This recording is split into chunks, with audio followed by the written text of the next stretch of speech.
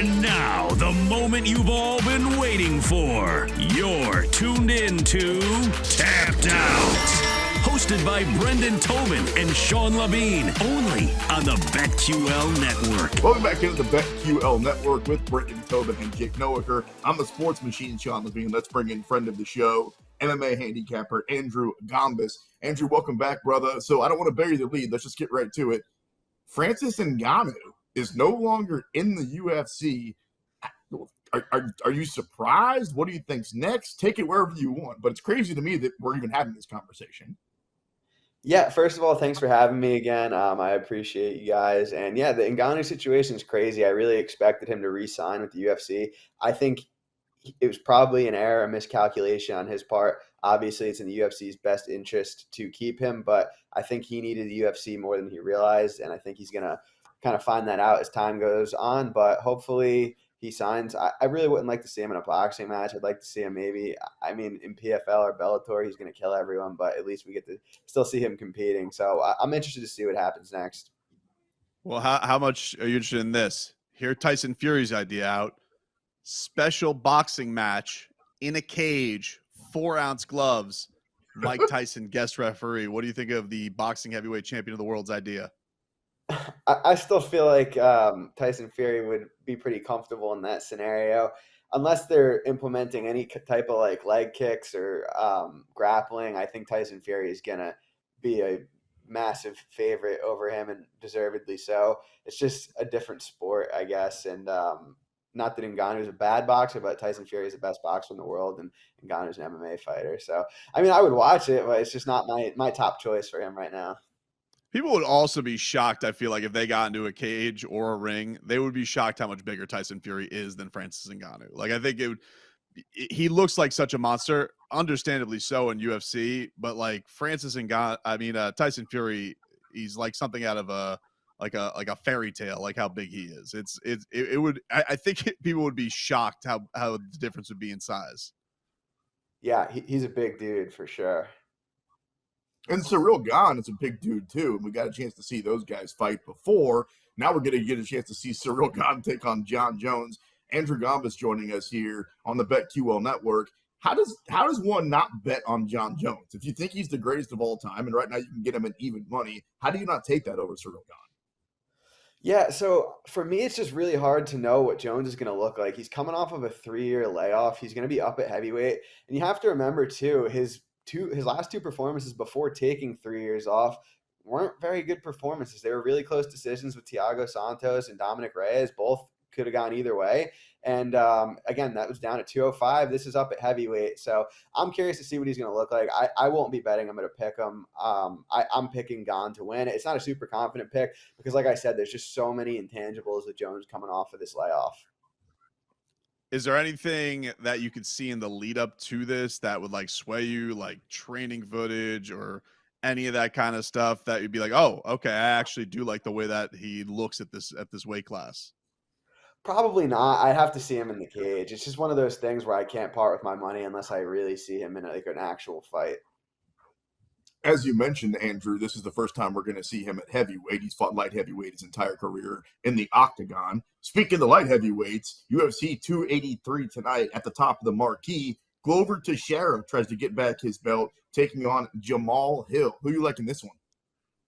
Yeah, this is a hard fight to call because on the one hand you have Jamal Hill, who is the much better striker. On the other hand, you have Glover Teixeira, who has a pronounced edge in grappling. I'm very much looking forward to this one. I'm picking Hill to win. I'm not betting it at -140. If it were a pick 'em or better, I would consider it just because I do think Hill has a big advantage in the speed. He's obviously much younger. I think if it does get down to the mat, Hill could potentially work his way back up, retain guard, and it's just going to take one shot for Hill to knock out Glover. So the official pick for me is Hill by knockout. It's not a super confident one because it also wouldn't surprise me if Glover grinds him down the stretch.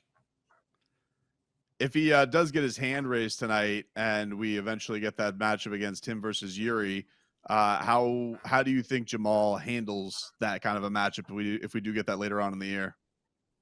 Yeah, I favor Hill there as well. I think he's just so much more clean technically. Like Jiri kind of throws himself into the fire and it works a lot because he has crazy durability. He has sick power, but I think with a guy like Jamal Hill, who's more like power 1-2s, he could really hurt a guy like Yuri. We saw Yuri get hurt in the Reyes fight, and I think if Hill hits him like that, he's going to go out. And obviously, him coming back off a major injury, he probably wouldn't look like his prime form. You have Hill, who's been much more active. But if there's one thing we know about Yuri, it's he can knock anyone out. Glover, I hear you, man. Like when it comes to age, when it comes to all that, he's significantly older. Was he 43, 40? He's 44 right at this point. I mean, Glover Teixeira is definitely getting up there. That being said, we've all got that uncle that we can't beat in arm wrestling, right? Like we wouldn't want to get into a fight with him. That's who Glover Teixeira is. He has that old man strength, which is why I'm just kind of barely leaning Teixeira. And Andrew, when you talk about that experience, Glover's been in there literally with all the animals in the history of this division, both recently and a few years ago. I mean, we're talking about John Jones. So I think experience is going to matter at some point tonight. Yeah, I mean, there's something to be said for having been there before. Obviously, we've seen Glover in championship fights. We've seen him get the belt. And it's going to be interesting to see how Hill reacts to being in that big moment. Most of his fights have been at the UFC Apex. He's going to be in enemy territory tonight, fighting against the crowd. I think he's going to step up to the occasion, but it's really hard to tell until you've been in that moment to know how you're going to react. Well, we've been in the moment 1, 2, 3 separate times when I'm talking about Davison Figueiredo versus Brandon Moreno. I'll watch it if they fight 20 times, bro. How do you think this one goes down tonight? Yeah, this is a really exciting fight. For me, I'm leaning the Moreno side. Moreno being 29, Figueiredo 35, making that cut down the flyweight again. Can't be easy on his body. We've seen Moreno be the more active fighter. He's fought since the last fight, whereas Figueiredo has taken a year off. And like I said, him just getting up there in age. If you take a look back at their first 3 fights, Brandon Moreno's outlanded him at distance in all 3 of their fights. He's gotten more control time in 2 of their 3 fights. Figueiredo's a little bit more big moment reliant, which can happen. We've seen it. We've seen him get knockdowns, but I do think that I have to lean Moreno here. He's more in the prime of his career. He's the better minute winner between the 2, so I'm taking him tonight. Is there any do you feel like this is one that goes to the cards, because there's some pretty fat odds if either one of them is able to finish tonight, or do you think this is most likely going to the judges? Yeah, so I actually like the under 4.5 rounds a good amount here. There's plus money out there on it. In the last fight, it closed minus 167. So I think this is a little bit of an overcorrection because that last fight went the full 5 rounds. I think people have to realize that that's just one iteration of the fight. When you are handicapping a fight, you have to picture it happening 1,000 times, 10,000 times. And I think one version of that fight shouldn't swing the odds that much. So I like the under 4.5. I do think there's more likely to be a finish than not. And I think Moreno's the one more likely to finish it. Breaking down UFC 283 with MMA handicapper Andrew Gombas here on the BetQL network. You can follow him on Twitter at Bets and Picks MMA. Neil Magny, who's always game, kind of a gatekeeper, but also a guy that kind of wins in these type of fights, is fighting Gilbert Burns. I've seen him as much as a minus 625 favorite in some places. Burns is awesome, and he looked incredible against Hamzat, and I think everybody went, whoa, he's still that dude. But why is he such a heavy favorite tonight? Doesn't it feel like it's worth putting down a little bit on Neil Magny? I get why Burns is a big favorite. I think he has a really pronounced grappling edge here. He just has the perfect style to beat Magny, because I think once he takes him down, he's going to keep him there, especially early when they're fresh and when they're dry on the mat. I think Burns could find a submission. I think that he's even on the feet. Like, I think Magny's very susceptible to being leg kicked. Wouldn't surprise me if Burns hurts him with leg kicks on the feet. But I think the story of this fight is going to be the grappling, where Burns just has such a pronounced edge. For if he gets the win here, it's kind of an odd matchup for him. Like, he was going for that Masvidal fight. Masvidal seems like he's basically waiting on maybe an injury so he can sneak in onto a Leon Edwards fight, or who knows what's going on with him. But Gilbert taking on a guy like Neil doesn't feel like it does a whole lot for him. Does he have to be super impressive in this fight for you to think maybe he get back into contention? I do. I think even if he wins this fight, it's one of those situations where he's a little bit too removed, because he already has that loss to Kamaru. He has the loss to Khamzat. So I think he belongs in the top 10, and I think this is a good first step. But I don't think a win here puts him back immediately into the title contention. We're about 90 minutes away from the main card starting, UFC 283 live from Rio in Brazil. Johnny Walker opens it versus Paul Craig right now, Andrew, minus 190, probably going to go off it closer as a 2-1 favorite. Johnny Walker by fight time. Paul Craig on the comeback at plus 155.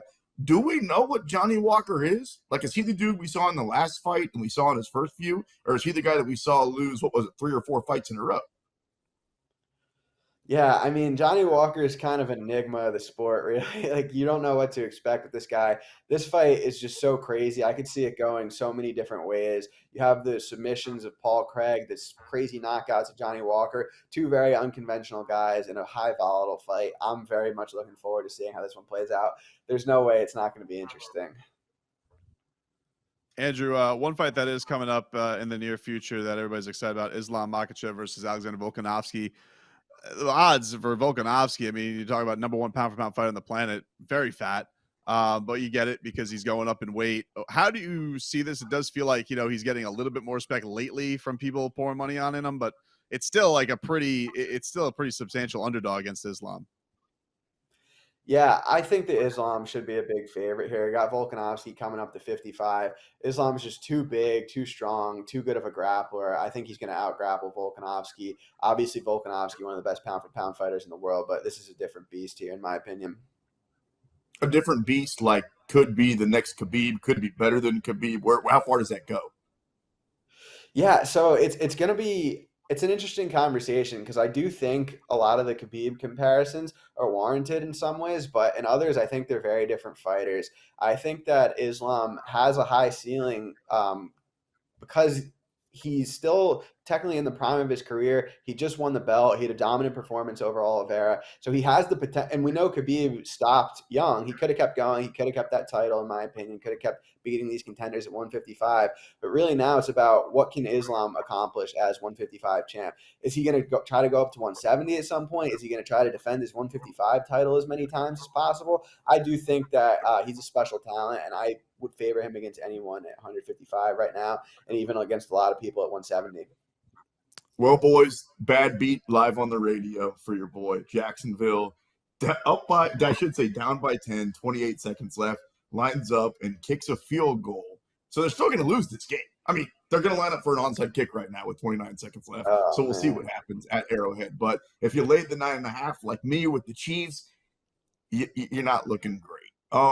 Since we decided to spin the wheels forward, Fiziev taking on Justin Gaethje. If you're a fight fan, that is the one that you have to have your eyes on. Who you like in that one? I like Fiziev there. I think he's a much more technical striker than Gaethje. Gaethje kind of goes in there looking to brawl. And I think if he goes in there trying to brawl with Fiziev, he's going to get clipped at some point. Fiziev, really strong kicks. He's a good hitter. Gaethje, we've seen him in some wars. He's open to getting hit, a little too open to getting hit, and I think it's going to be his downfall here. On that same card, Leon versus Kamaru, do you feel like the champ gets his belt back, or Leon, has been in there, had the worst fight of his life, still came out with a win? Do you like him better going a second time in there with Usman? Yeah, I favor Usman again this time around because he was winning every second of that fight up until the head kick. He won. I think Leon, if I remember correctly, Leon won round 1, and then after that it was all Usman.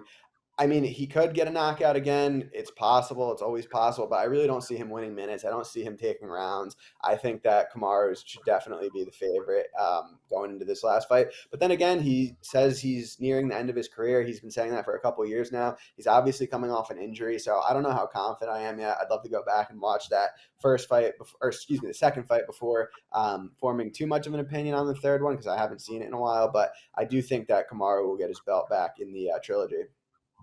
Hey, Andrew, before you get out of here, what was your bet on the Stamen fight that just happened? I had Stamen in the under. I saw I lost the under and won Stamen.